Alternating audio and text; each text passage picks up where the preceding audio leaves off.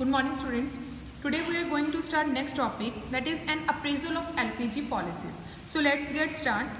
First one is merits and demerits. We are going to study in this topic. So first one is merits. First point under merit is vibrant economy. What is vibrant economy? Vibrant का means होता है जो vibration यानी कि fluctuations, right. तो कहते हैं Indian economy जो है वो क्या है, बहुत ज़्यादा वाइब्रेंट इकोनॉमी है, यानी कि जो कंपन होते हैं, फ्लक्चुएशन होती है हमारी इकोनॉमी में, ठीक है, जिसकी वजह से कहता है ये एक बहुत अच्छी बात है एलपीजी के लिए. और एलपीजी आई है जिसकी वजह से हमारी जो जीडीपी में ग्रोथ हुई है that is 8%, right. That is as a 8% per annum. तो अगर हमारी जीडीपी ग्रोथ होगी तो हमारी किसकी ग्रोथ होगी, इकोनॉमी की ग्रोथ होगी. Next point is stimulant to industrial production. Stimulant का मतलब होता है बढ़ावा देना, यानी कि एलपीजी ने हमारी जो इंडस्ट्रियल की प्रोडक्शन है, ठीक है, उसको क्या किया है, स्टिमुलेंट किया है, बढ़ावा दिया है, ठीक है. और कहता it is owing to these policies that IT industry in India. कहता सिर्फ इन पॉलिसीज़ की वजह से, किन पॉलिसीज़ की वजह से, एलपीजी पॉलिसीज़ की वजह से हमारी जो आईटी इंडस्ट्री है, हमारी जो इंडस्ट्री है इंडिया की, उसने ग्लोबल रिकॉग्निशन अचीव किया है. क्या अचीव किया है, लेकिन यानी कि वर्ल्ड के तौर पर उसको रिकॉग्नाइज किया जाता है, किसको, इंडिया को. अब वर्ल्डली उसको जाना जाता है, ठीक है, वर्ल्डली उसको जाना जाता है इंडिया को. किसकी वजह से, सिर्फ एलपीजी की वजह से. नेक्स्ट आ जाता है check on physical deficit. Physical means होता है गवर्नमेंट के एक्सपेंडिचर्स एंड रेवेन्यूज़. पहले क्या था, गवर्नमेंट के काफ़ी ज़्यादा उसके जो एक्सपेंडिचर्स थे वो ज़्यादा हो गए थे as compare to their incomes. फिर उसके बाद जब एलपीजी पॉलिसीज़ आई, ठीक है, जिसकी वजह से क्या हुआ, ये जो डेफिसिट थी, ये जो कमी थी, जो एक्सपेंडिचर ज़्यादा होने की वजह से और इनकम कम होने की वजह से जो प्रॉब्लम्स अराइज हो रही थी वो कम होनी शुरू हुई. यानी कि पहले जो डेफिसिट था that was 8.5% of GDP and अभी वो कितना हो गया, 3.5% ऑफ जीडीपी रह गया. Next is check of inflation. पहले क्या था, महंगाई बहुत ज़्यादा थी. अगर कहता है इन ईयर 2011-12 टू 13-14 इन्फ्लेशन रेंज कितना था, 6 to 9% था, ठीक है. पहले कितना था, 6 to 9% था, बट नाउ 2018-19 में ये कितना रह गया, 3.4% रहे. तो ये किसकी वजह से हुआ, यानी कि हमारी जो महंगाई है वो भी डिक्रीज हुई, किसकी वजह से, एलपीजी की वजह से. Next is consumer sovereignty. मतलब क्या है, कहता हैज़ एक्सपेंडेड ओवर टाइम. देखो कंज्यूमर्स को क्या किया गया, टाइमली उनको ज़्यादा इम्पोर्टेंस दी गई, ठीक है, और इम्पोर्टेंस उनको ज़्यादा देने की वजह से, मतलब उन्हीं के चॉइसेस को, उनकी प्रेफरेंसेस को ज़्यादा फर्स्ट प्रेफरेंस उन्हीं को चॉइस को दी गई, ठीक है, जिसकी वजह से क्या हुआ, कि किसकी वजह से हुआ, एलपीजी की वजह से हुआ. किसकी वजह से हुआ, ये एलपीजी की. जब से एलपीजी आया तब के बाद, उसके बाद क्या, प्राइवेटाइजेशन हुई, ठीक है, प्राइवेटाइजेशन, हर एक गवर्नमेंट सेक्टर्स कम हुए, प्राइवेट सेक्टर्स ज़्यादा हुए, लोगों ने अपने प्रॉफिट्स के बारे में सोचा. और प्रॉफिट्स कब होंगे, जब लोग खरीदेंगे ज़्यादा, बायर्स ज़्यादा होंगे. और बायर्स कब होंगे, अगर उनकी पसंद की चीज़ें मार्केट में मिलेंगी तो, राइट. तो यानी कि कंज्यूमर को क्या बना दिया गया, भगवान बना दिया गया, राजा बना दिया गया. उन्हीं की चॉइसेस के अकॉर्डिंगली, उनकी प्रेफरेंस के अकॉर्डिंगली मार्केट में चीज़ें अवेलेबल होने लगी, right. Next is a substantial increase in foreign exchange reserves. कहते पहले क्या था, हमारे जो फॉरेक्स रिजर्व्स थे, ये भी एक सबसे बड़ा रीज़न था. हमारे जो फॉरेक्स रिजर्व्स थे वो कम हुए. आपको मैंने इनवर्ड पॉलिसी के बारे में भी बताया था, इनवर्ड ट्रेड पॉलिसी के बारे में, जिसमें हम लोगों ने क्या देखा था कि हम लोग बाहर से कुछ अंदर मंगवाएंगे नहीं, ना तो इंपोर्ट करेंगे ना ही एक्सपोर्ट करेंगे. हमारे पास जो बाहर का जो पैसा पड़ा है, हमारे पास जो फॉरेक्स का है, उसी को यूज़ करेंगे और अपने आप को डेवलप करेंगे. लेकिन जब वो इंक्रीज़ नहीं होगा तो आप कैसे अपने आप को डेवलप कर पाओगे, राइट. तो फॉरेक्स जो हमारे रिजर्व्स थे वो डिक्रीज़ होने शुरू हो गए थे, लेकिन डिक्रीज़ हुए, यही एक रीज़न था. हमने एलपीजी लेकर आए, जिसकी वजह से जो हमारी एक्सपोर्ट है वो इंक्रीज़ हुई, ठीक है, जिसकी वजह से जो बाहरी जो पैसा, फॉरेन का जो पैसा है, मनी है, वो हमारे पास आनी शुरू हो गई, ठीक है. और इसकी वजह से भी इन शॉर्ट इन फ्यूचर हमारे यहाँ पे डेवलपमेंट होनी शुरू हुई। Next is flow of private foreign investment. कहते हैं जो private foreign investments has taken a quantum jump after the adoption of LPG. हमारी जो प्राइवेट फॉरेन इन्वेस्टमेंट है इसने भी एकदम से बहुत बड़ी जंप ली, किसके बाद? एलपीजी के आने के बाद, ठीक है। This has been a matter of great relief to the government in a view of facts. कहते हैं इससे क्या हुआ, हमारी गवर्नमेंट को काफ़ी ज़्यादा रिलीफ मिला। कैसे? कहते हैं domestic economy was not generating enough of surplus for री investment and individual technology was getting absolute. कहता क्या था, गवर्नमेंट को रिलीफ मिला क्योंकि कहता जो हमारी जो डोमेस्टिक इकोनॉमी थी वो इतना सरप्लस री इन्वेस्टमेंट करके भी इतना सरप्लस नहीं कमा पा रही थी, इतनी इनकम नहीं कमा पा रही थी, और जो हमारी टेक्नोलॉजीज थी वो भी क्या हो रही थी, पुरानी हो चुकी थी, जिस वजह से हमारी ग्रोथ नहीं हो पा रही थी। तो कहते जब एलपीजी आई उसकी वजह से भी, एलपीजी की वजह से भी काफ़ी ज़्यादा क्या हुआ, एलपीजी की वजह से काफ़ी ज़्यादा हमें बेनिफिट्स हुए। क्लियर? उसके बाद नेक्स्ट पॉइंट आ जाता है recognition of India as a emerging economic power. कहते हैं इसमें क्या है, particularly it is owing to LPG policies and the consequent rise in the overall level of economic activity that India is now being recognized as an emerging economic power in the world। कहता क्या है, कहता ये सिर्फ LPG की वजह से हुआ है कि हमने ओवरऑल जो अपनी हमारी इकोनॉमिक एक्टिविटीज़ थी वो इंक्रीज होनी शुरू हुई, तो ओवरऑल हमारे इंडिया का क्या हुआ, पूरे वर्ल्ड में जानने लगे, ठीक है, किसके लिए, इकोनॉमिक पावर के लिए। This recognition not only raises India's economic ranking in the world but also boost confidence of the global investors in the Indian economy as their preferred destination of investment. कहता क्या है, ये recognition कहता जो हुई है not only raises India's economic ranking, सिर्फ India के रैंक को ही इन्होंने इंक्रीज नहीं किया बल्कि इसके साथ साथ जो बाहर ग्लोबल इन्वेस्टर्स थे उनका भी कॉन्फिडेंस राइज किया और उन्होंने हमारे यहाँ पर इन्वेस्टमेंट करनी शुरू की, जिसकी वजह से हमारे यहाँ पे और डेवलपमेंट हुई। ठीक है, last point is a shift from monopoly market to competitive market. देखो पहले क्या था, गवर्नमेंट थी, मोनोपली थी, डेफिनेटली मोनोपली थी, ठीक है, लेकिन उसके बाद सब कुछ प्राइवेटाइजेशन होना शुरू हुआ, जिसकी वजह से क्या हुआ, मार्केट हमारी कॉम्पिटिटिव मार्केट बन गई। कंपटीशन की वजह से ये था, सबको ये था कि मेरी सेल ज़्यादा हो, मुझे ज़्यादा प्रॉफिट हो, मैं सबसे ज़्यादा आगे हूँ। इस वजह से मार्केट में इतना ज़्यादा कंपटीशन होने की वजह से सबने अपना एफिशिएंटली वर्क करना शुरू किया। सबने जब एफिशिएंटली वर्क करना शुरू किया, डेफिनेटली हमारी इकोनॉमी क्या हुई, डेवलप हुई।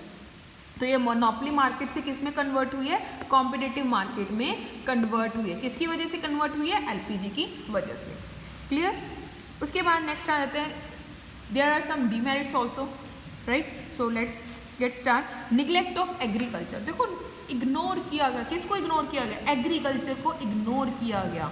ठीक है, अब आपने देखा होगा कि जब एलपीजी आई, ठीक है, उसके बाद इंडस्ट्रीज़ में मेनली सारा काम हर एक को ये होता है कि हम शहरों में जाएं, ठीक है, अर्बन एरियाज़ डेवलप होने लगे, ठीक है, जितनी भी आपने देखा होगा फैक्ट्रीज़ लगती हैं, ठीक है, वो रूरल एरियाज़ में नहीं लगती, ज़्यादातर सिर्फ अर्बन एरियाज़ में लगती हैं। और उसका रीज़न ये होता है, उनको ये होता है कि हमें फैसिलिटीज़ ईजिली प्रोवाइड हो जाएं, इसलिए जितनी भी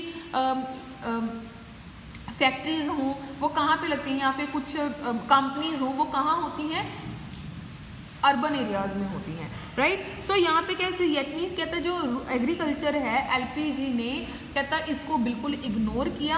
हालांकि हमें मेनली एग्रीकल्चर भी इनडायरेक्टली इंडस्ट्रीज़ को आप ये कह सकते हो कि ज़रूरत एग्रीकल्चर को भी थी, आप ये कह सकते हो, है ना, कि इंडस्ट्रीज़ की जो हमारी डेवलपमेंट है, इंडस्ट्री जैसे आप देखो एग्रीकल्चर में ट्रैक्टर वगैरह यूज़ होते हैं, ठीक है, वो इन शॉर्ट किसको बढ़ावा देते हैं, इंडस्ट्रीज़ को तो बढ़ावा देते हैं, लेकिन एलपीजी ने क्या किया, हमारे एग्रीकल्चर को निगलेक्ट किया। पढ़ लेते हैं थोड़ा सा।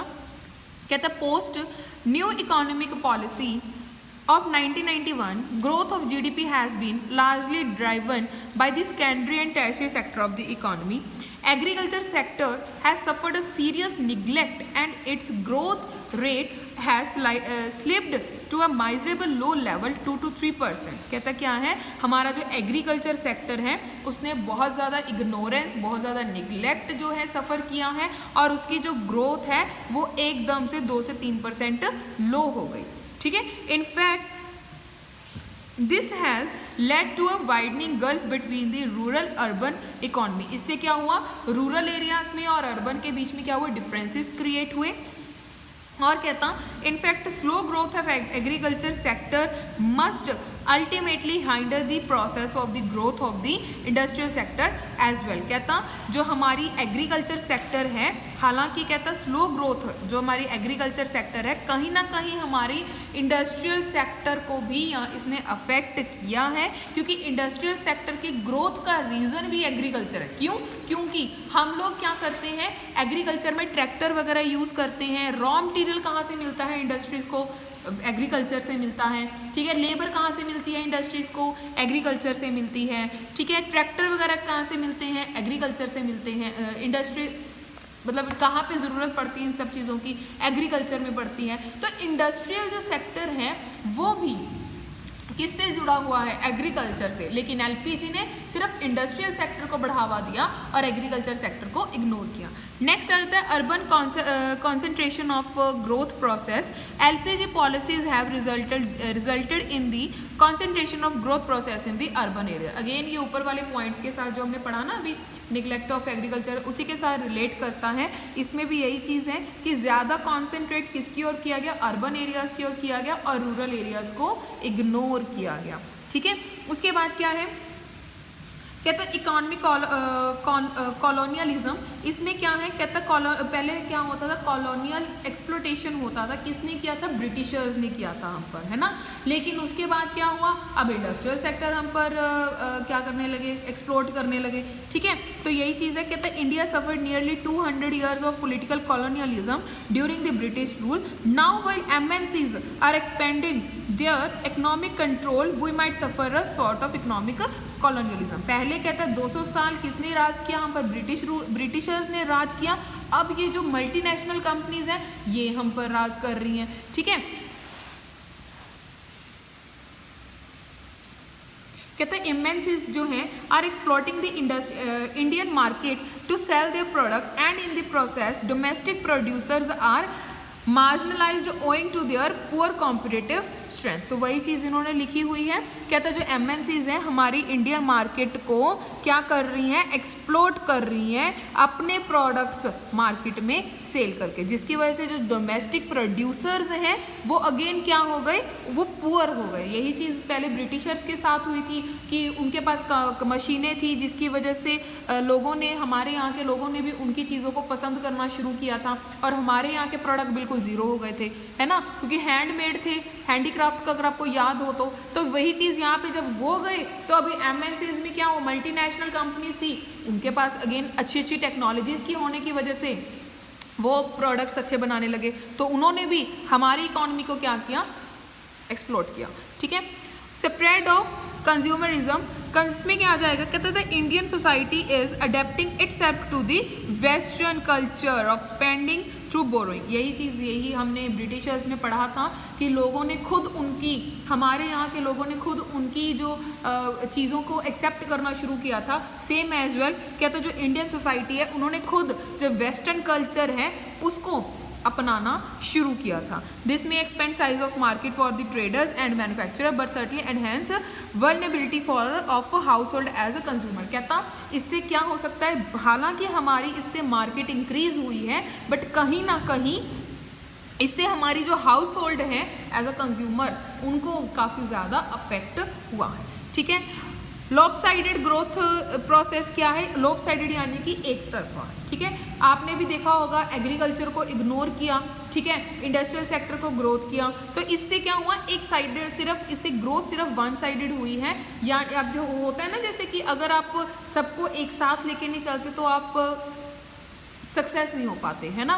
तो जितनी हमें इंडस्ट्रियल सेक्टर की ज़रूरत है उससे कहीं ज़्यादा हमें एग्रीकल्चर की भी ज़रूरत है, राइट। लेकिन एलपीजी ने सिर्फ किसको बढ़ावा दिया, सिर्फ इंडस्ट्रियल सेक्टर को ही बढ़ावा दिया। उसके बाद आता है कल्चरल इरोजन। इरोजन में क्या है, कहता है हमारा जो कल्चर है वो क्या हो गया, इरेज हो गया, खत्म हो गया। किसके, globalization has also led to cultural erosion in the Indian society. हमारा जो ग्लोबलाइजेशन है कहता has also led to cultural erosion हुआ, हमारा क्या हुआ यहाँ पे जो कल्चर था हमारा वो इरेज हुआ। किसकी वजह से हुआ, एलपीजी की वजह से हुआ। क्लियर, बस इसमें इतना ही। उसके बाद आ जाता है कहता है विच वे टू गो, हमें क्या करना चाहिए था, हमारा एलपीजी का आना सही था, नहीं था, क्या था। तो हमारा अगर आपको ये 3 मार्क्स में 2 मार्क्स में क्वेश्चन आता है तो आपने अपने रिव्यूज़ लिखने हैं, लेकिन इसमें आप डेफिनेटली यही लिखोगे कि एलपीजी का आना बिल्कुल सही था, क्योंकि इससे क्या था, जो हमने मेरिट्स में भी पढ़ा है, फिजिकल डेफिसिट के बारे में पढ़ा है कि गवर्नमेंट के पास इतने रेवेन्यूज़ नहीं बचे थे, उनको रेवेन्यूज़ नहीं हो रहे थे, लॉसेस काफ़ी होना शुरू हो गए थे, और उन्होंने पैसा जहाँ से लिया हुआ था, तो डेफिनेटली अगर एलपीजी पॉलिसी ना आती, ठीक है, तो जिनसे पैसा लिया हुआ था हमारी गवर्नमेंट ने, तो हो सकता है कि वो हम पर कब्जा कर लेते, है ना, वो हमारे ऊपर पोजेशन ले लेते। तो डेफिनेटली हमारा एलपीजी का आना इस वजह से सही था, जिसकी वजह से हमारी जो फिजिकल डेफिसिट है वो भी कम हुए, और साथ ही साथ हमारी जो इन्फ्लेशन है, महंगाई है, उस टाइम पे वो भी डिक्रीज़ हुई। और कहता अगर ये चीज़ ना आती, एलपीजी ना आती, तो हमारे डेफिसिट्स भी इंक्रीज़ होते, हमारी जो इन्फ्लेशन है वो भी इंक्रीज़ होती, और हो सकता है हमारी जो इकॉनमी है वो बिल्कुल वैनिश हो जाती। सो एलपीजी का आना गलत नहीं था, एलपीजी का आना बिल्कुल सही था। क्लियर, तो इस वीडियो में बस इतना ही। उसके बाद नेक्स्ट वीडियो करेंगे, उसमें हम लोग नेक्स्ट चैप्टर शुरू करेंगे। Next chapter is poverty. Next chapter is poverty, very interesting chapter है। सो हम नेक्स्ट क्लास में इसके बारे में डिस्कस करेंगे। Thank you so much.